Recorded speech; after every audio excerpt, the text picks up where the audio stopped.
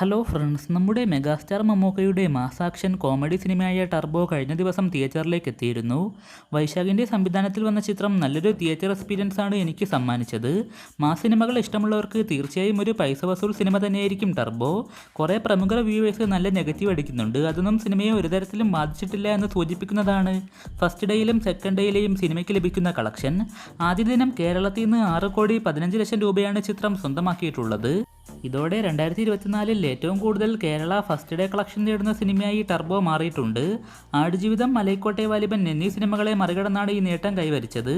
എന്നാൽ പഴയ റെക്കോർഡുകൾ പരിഗണിക്കുമ്പോൾ ലിയോ, KGF 2, ഒടിയൻ, ബീസ്റ്റ്, മരക്കാർ എന്നീ സിനിമകൾക്ക് ശേഷം ഏറ്റവും കൂടുതൽ കേരള കളക്ഷൻ നേടുന്ന സിനിമയായി ടർബോ മാറിയിട്ടുണ്ട്. വേൾഡ് വൈഡായി 15 കോടി രൂപയോളം ചിത്രം ഫസ്റ്റ് ഡേ സ്വന്തമാക്കിയെന്നാണ് റിപ്പോർട്ടുകൾ സൂചിപ്പിക്കുന്നത്. സിനിമയുടെ റിലീസിന് മുമ്പുള്ള ഹൈപ്പും മിക്സഡ് റിവ്യൂസും പിന്നെ ഇപ്പോഴത്തെ കേരളത്തിലെ മഴക്കെടുതിയൊക്കെ വെച്ച് നോക്കുമ്പോൾ വലിയൊരു കളക്ഷൻ തന്നെ ജോസേട്ടായി ഫസ്റ്റ് ഡേ തൂക്കിയിട്ടുണ്ട്. രണ്ടാം ദിവസവും ട്രാക്കഡ് കളക്ഷൻ ഇപ്പോൾ തന്നെ 3 കോടിക്കടുത്ത് വന്നിട്ടുണ്ട്. 4 കോടിക്കും 5 കോടിക്കും ഇടയിലാകും second day Kerala collection. World വൈഡായി രണ്ടാം ദിവസം 10 കോടിയോളം നേടാൻ ചാൻസ് ഉണ്ട്. അങ്ങനെയെങ്കിൽ 2 ദിവസത്തെ ടോട്ടൽ വേൾഡ് വൈഡ് കളക്ഷൻ 25 കോടിക്ക് മുകളിൽ വരും. എന്തായാലും വീക്കെൻഡിൽ തന്നെ ചിത്രം വേൾഡ് വൈഡായി 50 കോടി ക്ലബിലേക്ക് കടക്കുമെന്നതിൽ സംശയമില്ല. മൂന്നാം ദിവസമായ ശനിയാഴ്ച ഇതിനോടകം 1 കോടിയുടെ കേരള പ്രീസെയിൽ കഴിഞ്ഞിട്ടുണ്ട്. അപ്പോൾ സിനിമ കണ്ടിട്ടുള്ളവർ നിങ്ങളുടെ അഭിപ്രായങ്ങളൊക്കെ തീർച്ചയായും താഴെ പങ്കുവെക്കുക.